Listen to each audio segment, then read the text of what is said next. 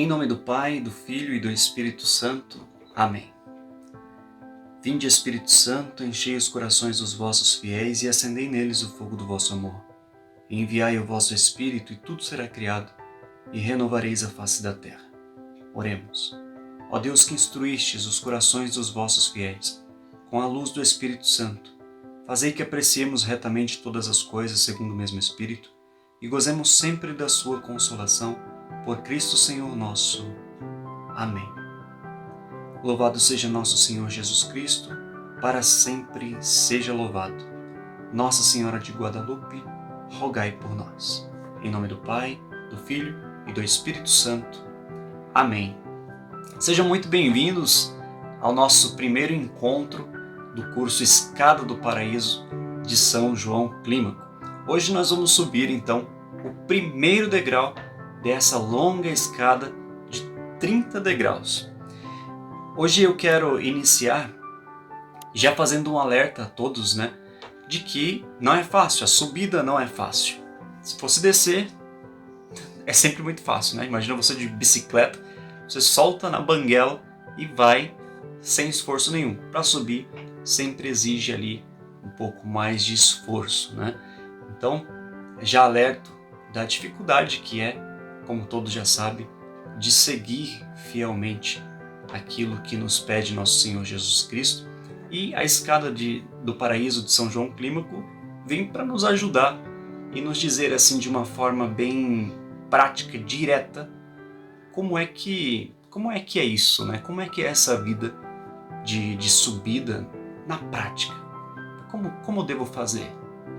O que significa cada um desses degraus? O que eu tenho que fazer na minha vida para alcançar o céu? Então, na escada do paraíso de São João Clímaco, a gente vai falar agora do primeiro degrau. E o primeiro degrau, ele fala justamente sobre a renúncia à vida. Então ele começa aí.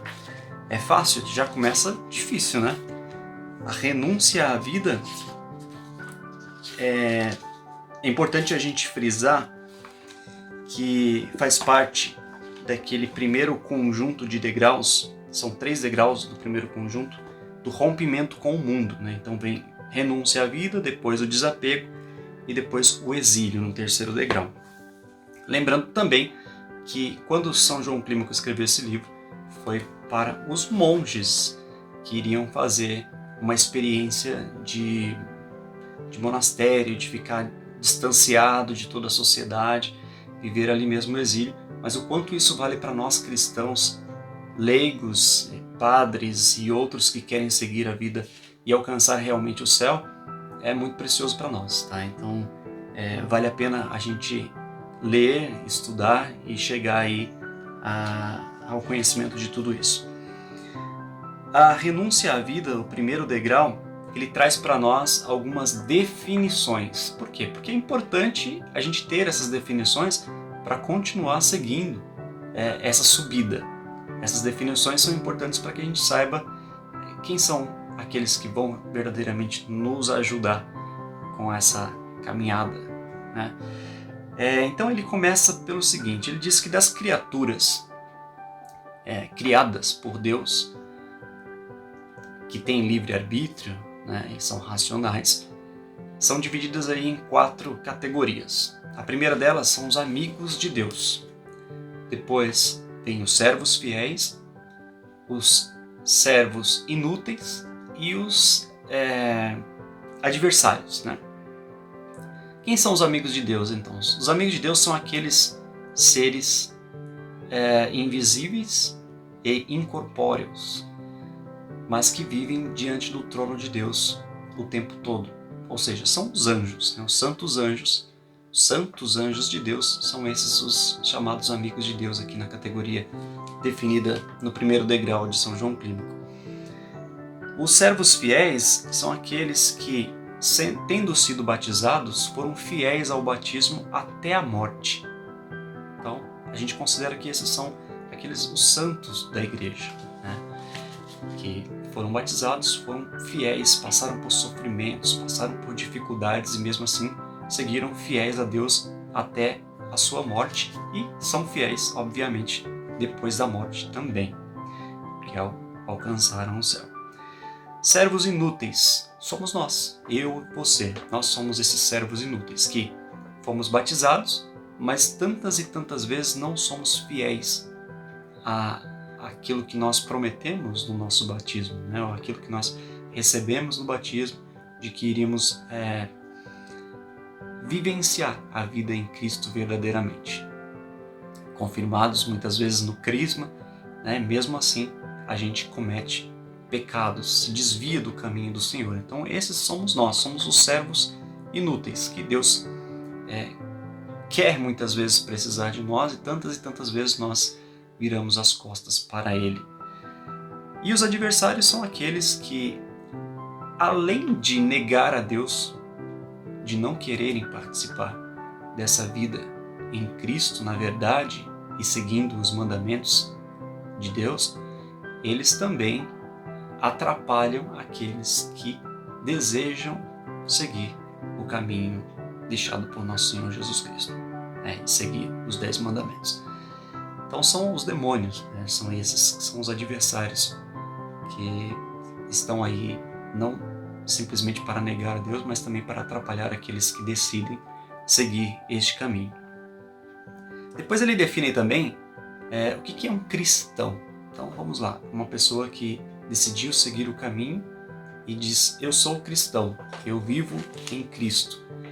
Mas para ser cristão de verdade, você precisa verdadeiramente seguir a Cristo, seguir o exemplo dele, ser como ele, como Cristo.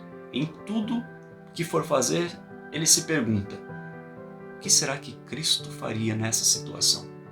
É aí que mora um cristão verdadeiramente. É aquele que se pergunta o tempo todo se Jesus faria o mesmo, né? Ou busca, pelo menos, tentar imaginar como é que Jesus Cristo agiria nessas situações. E aí ele define também o monge, que o monge ele é um cristão, né? Mas ele tem ali alguns pontos ainda mais profundos. Por que ele define o monge? Porque, como eu disse no início, ele está escrevendo esse livro, né, esse tratado, a Escada do Paraíso, para os monges que iriam viver ali naquele monastério. Então ele diz que o monge ele controla a própria natureza com severidade. A própria natureza é a natureza humana que nós temos, né, que o nosso Senhor Jesus Cristo também teve essa natureza humana, tem essa natureza humana, mas nós só temos a natureza humana e ela puxa a alma para o mundo, né, para o pecado. E tratar o monge, então o monge ele trata essa natureza com severidade, seguindo aí o verdadeiro cristão que, como Jesus Cristo fez, né, ele conseguiu vencer essa natureza humana, as tentações, para vivenciar aquilo que é divino, aquilo que vem de Deus apenas. Além disso, o monge mantém o seu corpo consagrado. Então ele vive ali a questão do jejum, né? Ele não se deixa levar pela gula, a castidade, ele não se deixa levar pelos sentimentos, por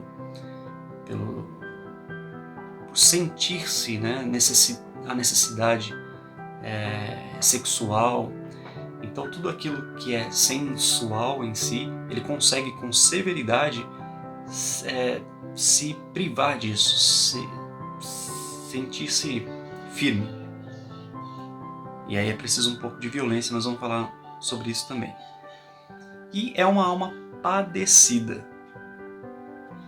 Ou seja, ela acordada ou dormindo, é uma alma que não deixa de ter em mente o tempo todo a sua lembrança sobre a morte, sobre a própria morte.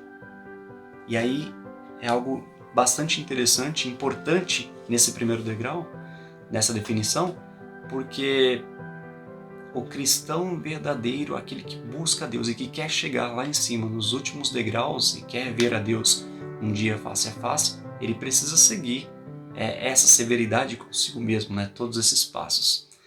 E ter a morte o tempo todo à sua frente é algo que vem lá de trás, lá desde dos apóstolos, né? Desde Cristo. Porque é necessário que nós saibamos que um dia nós vamos morrer. E aí eu trago para vocês aqui um outro livro que eu li recentemente também, de Santo Afonso Maria de Ligório, que é A Preparação para a Morte. E para você ver como os santos eles se conversam, né? Eles são os servos fiéis, aqueles que foram fiéis desde o batismo até a morte. E aqui Santo Afonso nos lembra que não há nada mais certo do que a verdade de que nós vamos morrer um dia. Ninguém pode negar isso. Não há nada mais certo do que a morte. E ao mesmo tempo não há nada mais incerto do que a hora que ela virá. Isso é bastante interessante, porque sabendo disso, que nós sabemos que vamos morrer, mas nós não sabemos quando vamos morrer, cai no Evangelho que Jesus disse para que nós devemos vigiar, né? Vigiar o tempo todo. Não sabemos quando o ladrão virá. E o ladrão aqui justamente é a morte. Portanto, é necessário vigiar o tempo todo, porque não queremos ser pegos de surpresa em pecado na hora em que nós formos chamados de volta para o céu. Né?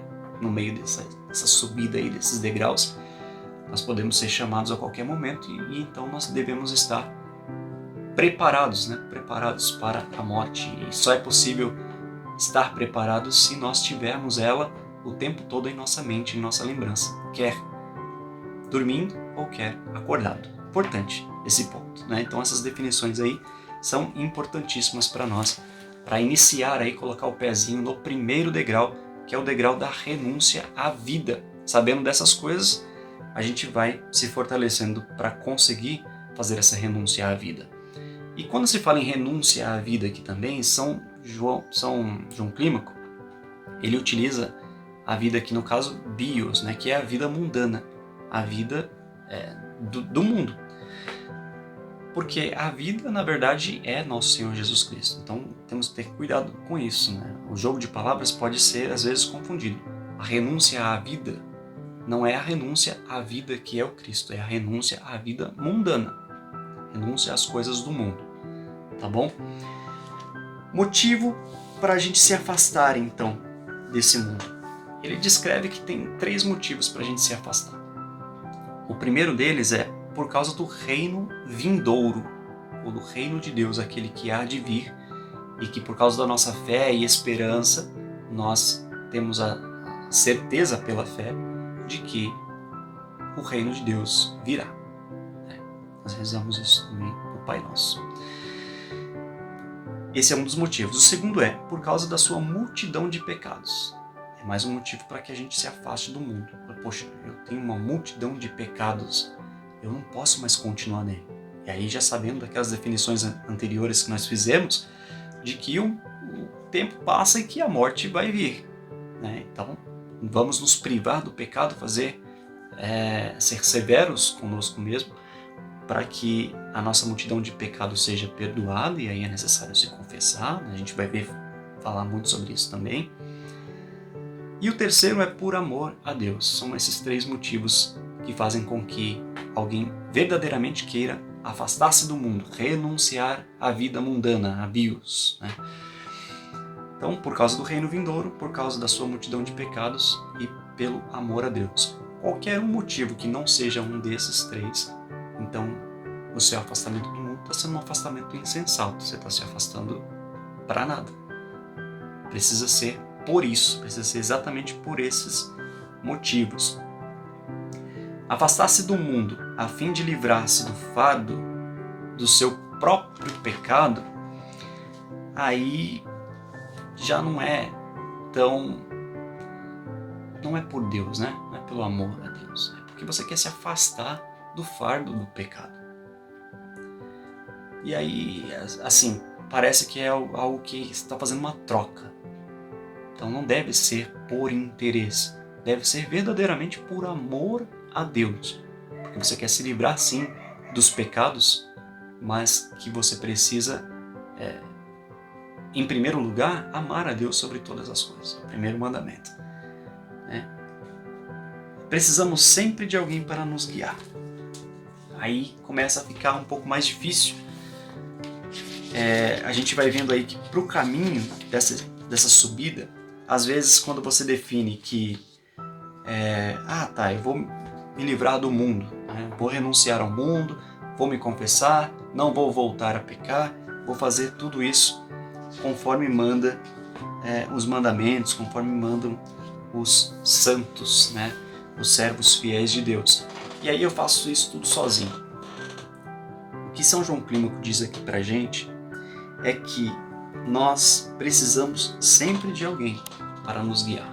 Não vai achar você que agora você já sabe tudo e pode seguir sozinho. Não, não tem como. Nós precisamos aí então ter a humildade de reconhecer que não sabemos tudo e que sempre tem alguém que sabe mais do que aquilo que a gente conhece. E aí precisamos dessa pessoa para nos ajudar. E aí pode ser um diretor espiritual ou algumas outras pessoas que têm estudado mais do que a gente aquele determinado assunto, mas principalmente também recorrer aos servos fiéis, essas pessoas humanas como nós, mas que conseguiram vivenciar o batismo desde quando foram batizados até o dia da sua morte, né? E confiar na igreja, ouvir a igreja, sentir com a igreja, né? Então é isso que é necessário fazermos. Porque ele lembra aqui também que Moisés, ele levou lá o povo do Egito, né? Então o povo precisou de Moisés para levar aquele povo todo, para longe da escravidão no Egito. Ou seja, eles precisaram de alguém, né? Um guia. Naquele caso foi Moisés. E aquelas pessoas que saíram de Sodoma e Gomorra precisaram lá do anjo para poder sair também, né? Portanto, não há como a gente querer fazer sozinho, sem a ajuda de um guia para nos orientar. Nesse caso, a gente entra também no caso de precisarmos fazer violência, em especial no começo da nossa renúncia. Aqui eu estou tendo algumas anotações que eu fiz, tá, gente? Só porque se eu for ler o livro todo, vai acabar ficando bem pesado. Então fiz algumas anotações para a gente poder ir falando sobre esse tema aqui. Tendo essas definições que nós fizemos então, sabendo que existem alguns motivos reais para que a gente se afaste desse mundo, do mundo da vida mundana, né? Mesmo continuando vivendo nele, que nós precisamos de alguém para guiar a gente, sabendo de tudo isso. Próximo passo ainda nesse mesmo degrau que nós precisamos conhecer é de que nós precisamos fazer violência, em especial no começo da nossa renúncia. Violência em que sentido? Violência no sentido de nós sabemos que não é fácil ser fiel, então é preciso fazer violência. No sentido, eu vou dar um exemplo bem prático. Imagina que você faz um compromisso consigo de levantar todos os dias às 4 horas da manhã para rezar o terço, às 3 da manhã para rezar o texto. E aí, quando dá 3 da manhã, o seu despertador toca para que você faça essa oração, você desliga ele, vira de lado e dorme de novo. Isso não é fazer violência. Isso é se entregar e fazer corpo mole.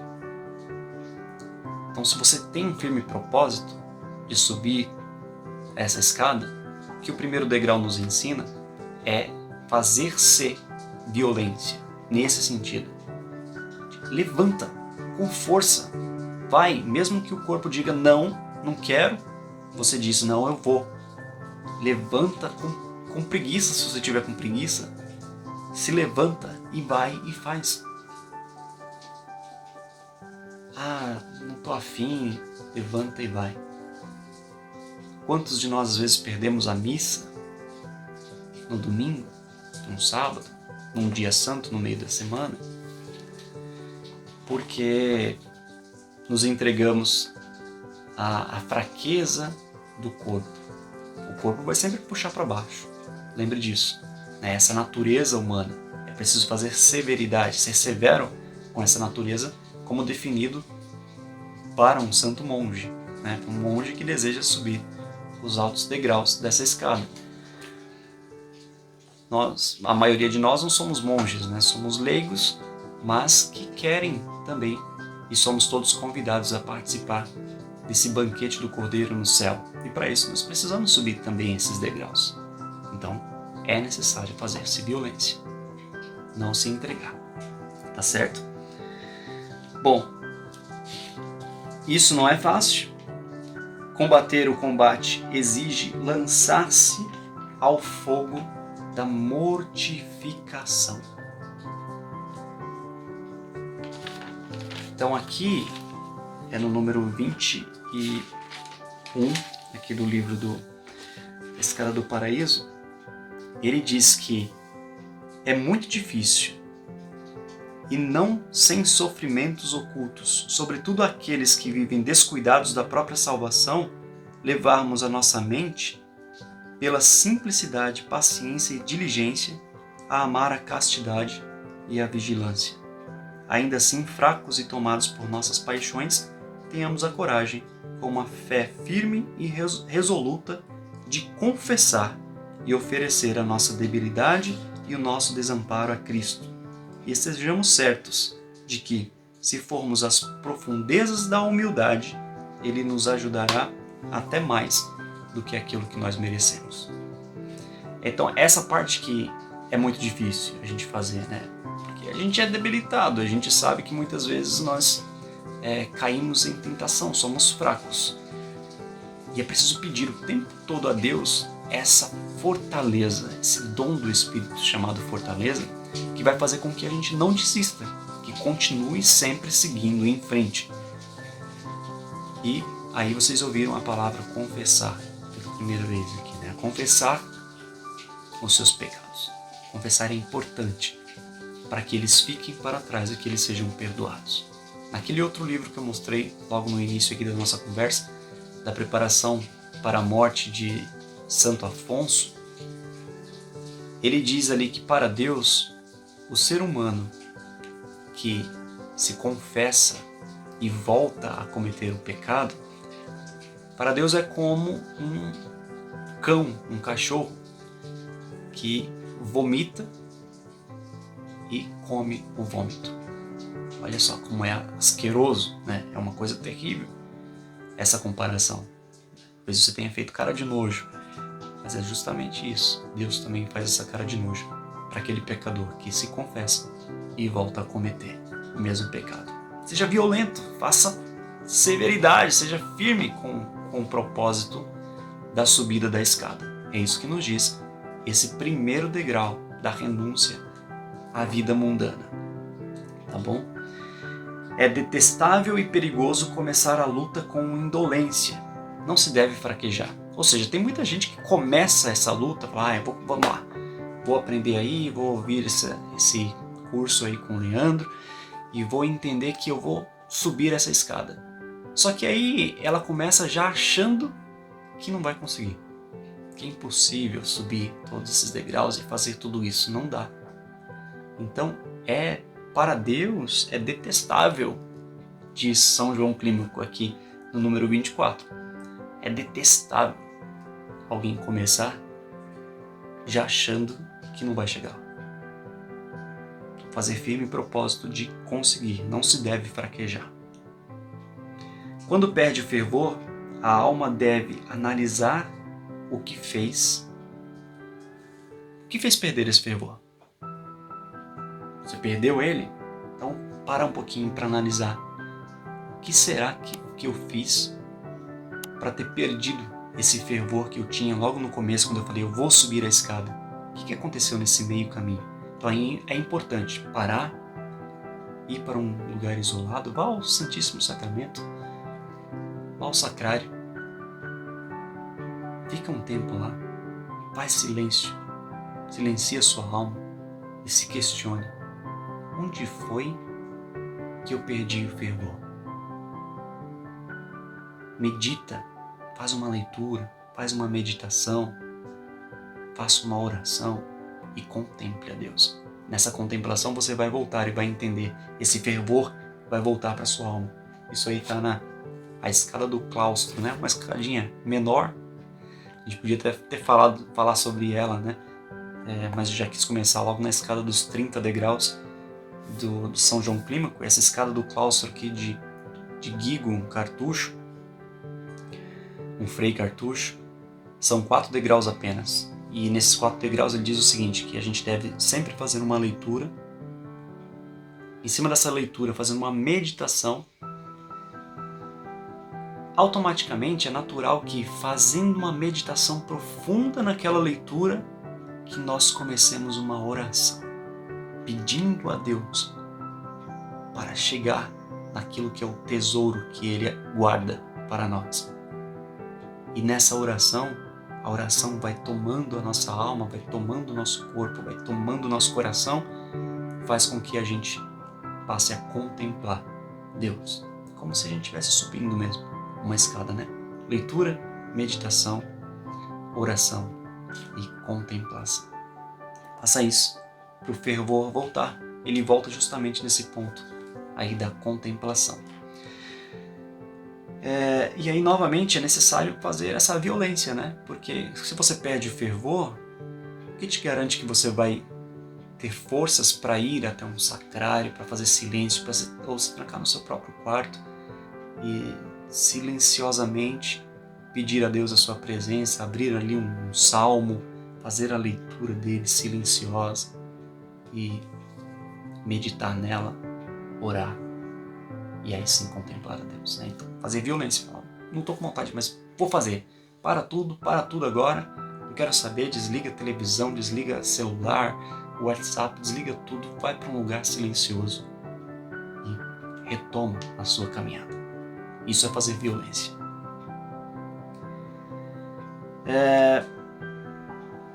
No número 26, ele diz uma coisa importante que eu achei legal e eu vou até ler aqui para vocês. O homem que renuncia ao mundo por medo, tá? Então às vezes isso tudo acaba gerando um medo na pessoa. Não se deve renunciar ao mundo por medo, mas por amor a Deus sobre todas as coisas, certo? O homem que renuncia ao mundo por medo é como o incenso que queima. Começa perfumado, mas termina em fumo. O homem que deixa o mundo na esperança de ser recompensado é como a pedra de um moinho, que está sempre a girar no mesmo eixo. Ou seja, ele gira sobre o mesmo eixo, gira sobre si mesmo, né? Não sai do lugar e acaba se tornando um egoísta. Ele quer, na verdade, ser recompensado por esse tempo que ele está dedicando a Deus. E aí é um engano muito grande da pessoa. E aí vem o seguinte: mas o homem que se retira do mundo por amor a Deus, esse obtém a chama desde o início, e como uma floresta em que se ateia fogo, dentro em pouco começa então um grande incêndio. É bacana? Olha só, a gente acabou de falar de contemplação, então é isso. Desde o início eu vou começar com força, com violência, não porque eu quero simplesmente ser recompensado por fazer esse passo a passo, por seguir essa vontade de Deus. Não é por isso. Isso aí vem por acréscimo, né? Faça a vontade de Deus simplesmente por fazer, por amor a Deus sobre todas as coisas. E certamente, logo de início, seu coração vai estar inflamado, vai estar muito próximo dessa contemplação que nos diz ali o Guigo Cartucho, né? Esse frei que escreveu pra gente a escada do claustro. E muito em breve, essa chama vai virar um incêndio, né? Como uma floresta incendiada. Ou seja, uma pessoa que está com o coração incendiado, para ela é quase que impossível ela segurar isso dentro dela. Ela vai compartilhar isso com os outros, como chamas que vão sendo distribuídas e vão queimando cada vez mais. E aí ele fala da floresta em chamas. E diante de tudo isso, é importante a gente ter também a consciência de que nós iremos ser cobrados por aquilo que nós fazemos, né? Nós vamos prestar contas das nossas vidas diante de Deus. Isso é certo. Um dia nós vamos morrer, então ter sempre a morte diante dos nossos olhos, na nossa lembrança, e sabermos que nós vamos ter que prestar contas da nossa vida, daquilo que nós fizemos, da maneira como nós agimos. Portanto, sabendo que a gente vai ter que prestar contas, nós devemos temer a Deus como nós tememos as feras, tememos as grandes feras, ou até nem tão grandes assim, né? Vamos dar um exemplo, que inclusive é um exemplo que é utilizado aqui no livro Escada do Paraíso, né? Não estou tirando nada da minha cabeça aqui, estou fazendo tudo aqui baseado no que nos diz esse servo fiel. Ele diz que já viu casos, e aí vocês vão concordar comigo que provavelmente vocês também já viram, que alguém, imagina 2 assaltantes, decidiram ir fazer um assalto numa casa, roubar uma casa. E aí vão planejados nisso, sem, logicamente, pensar que eles estão cometendo algum pecado com medo de Deus, algo do tipo. De maneira nenhuma, né? Não temem a Deus, aquilo que eles vão ter que um dia prestar contas por terem feito algo que desobedece a um dos mandamentos, né? Não furtar. E aí eles vão, sem temor nenhum de Deus.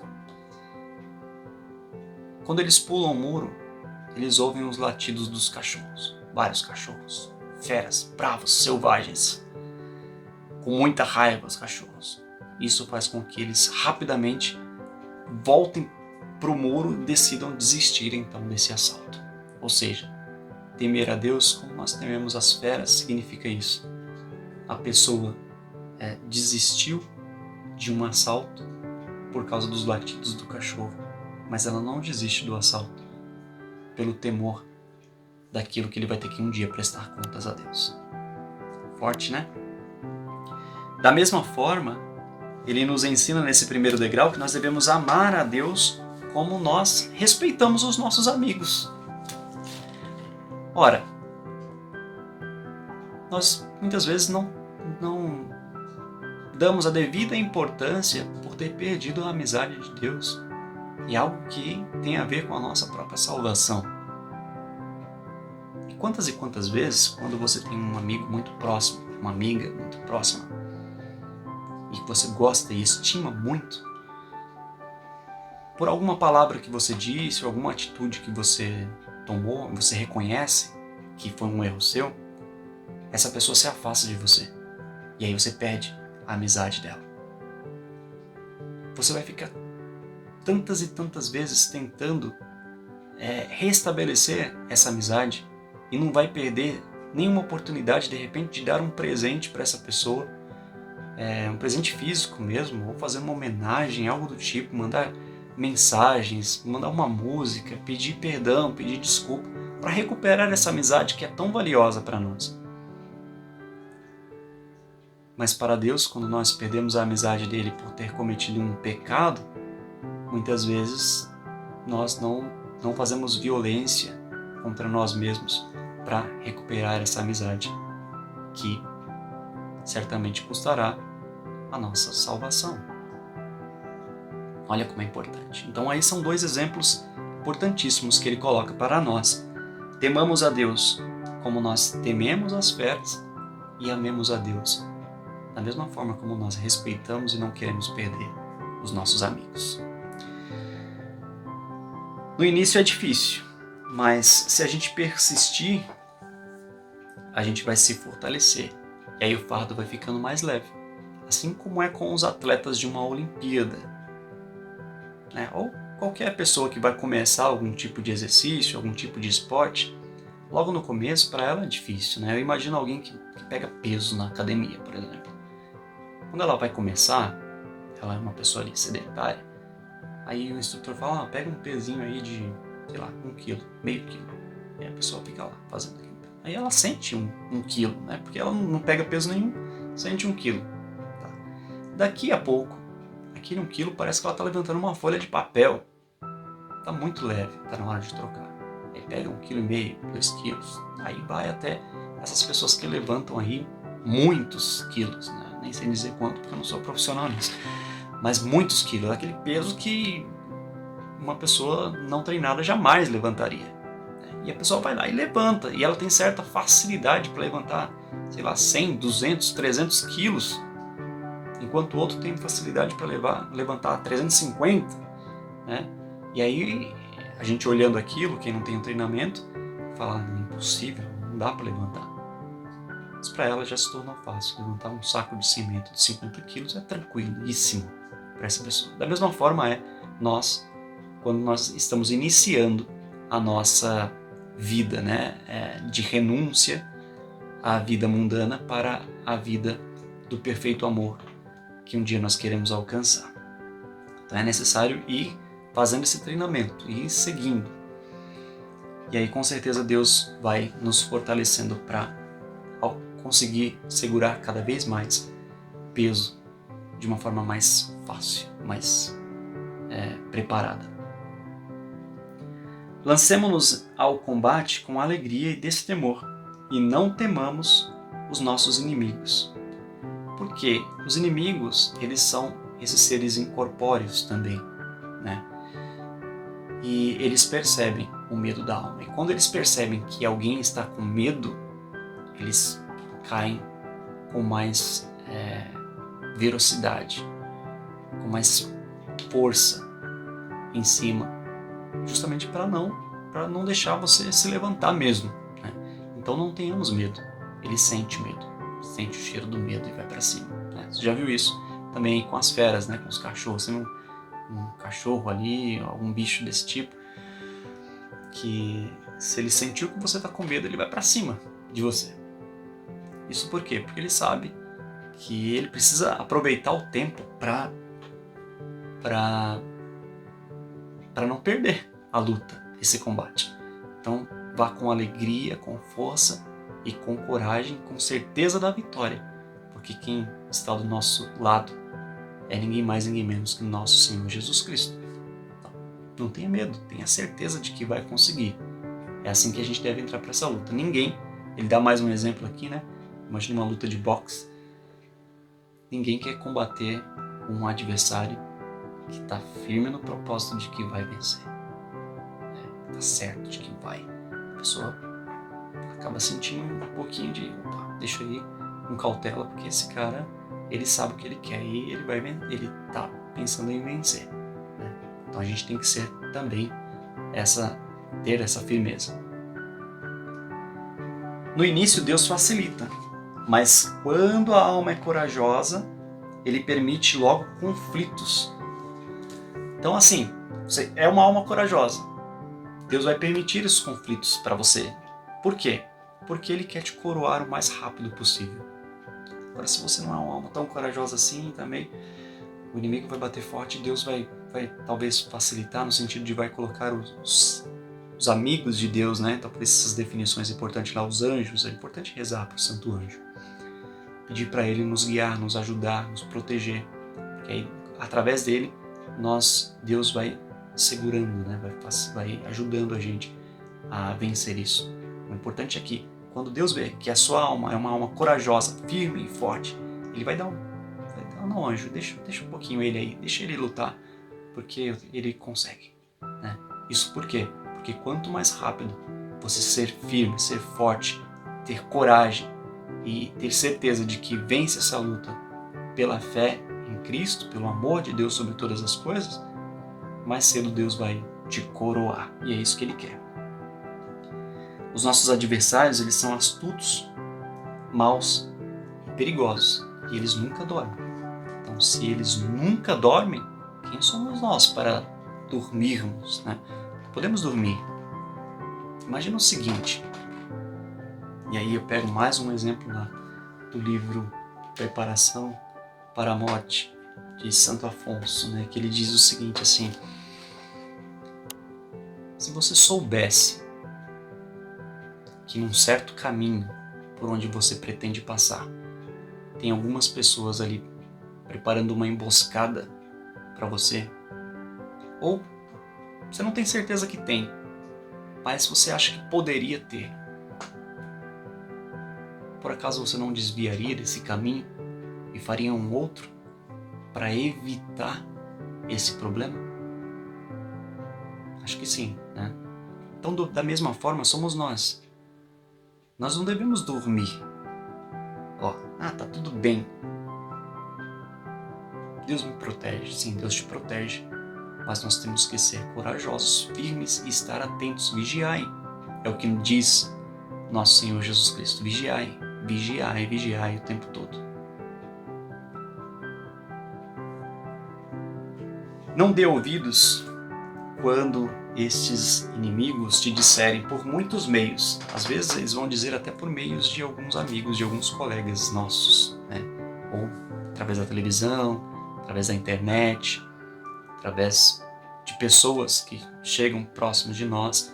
Diz, olha, você não acha que você está sendo violento demais com você mesmo? Você não acha que você está exagerando na dose? Que você está indo... Você não perde a missa de jeito nenhum, cara. Meu, deixa um domingo aí pelo menos para ir fazer o churrasco lá com a gente. Qual o problema? Deixa para o outro domingo. Você está sendo muito rígido com você mesmo. Muitos vão vir e vão dizer isso. Vão falar, cara, é sério que você acorda todos os dias às 3 horas da manhã para rezar um terço? Não faz isso, cara. Isso aí vai prejudicar o seu sono. Vai prejudicar a sua saúde. Isso é ruim. Você pode viver menos por causa disso. Então, muitas vezes, o inimigo vai vir e vai dizer para você que vai parecer que aquilo que ele está dizendo é algo que é para te ajudar, sabe? Olha, não, cara, você merece um pouco de descanso, descansa um pouquinho, vai se divertir um pouco, vai ouvir uma música, vai fazer algo diferente. Para de ser tão regradinho. Eu não estou falando nada de sacrifícios, né? Eu estou dizendo de coisas simples, rotineiras, que a gente precisa aprender a fazer essas rotinas. De repente, você não vai acordar às 3 da manhã para fazer o terço, mas você tem uma rotina de, por exemplo, às 6 da tarde, rezar o terço todos os dias. Ou antes de dormir, se ajoelhar lá na sua cama e rezar o terço. É uma rotina que você acaba fazendo. E essas rotinas que a gente vai se fortalecendo, vai conseguindo fazer, através delas o inimigo percebe que você está tentando lutar para subir a escada. Você está combatendo o bom combate. E certamente vão acontecer coisas para fazer com que você não continue.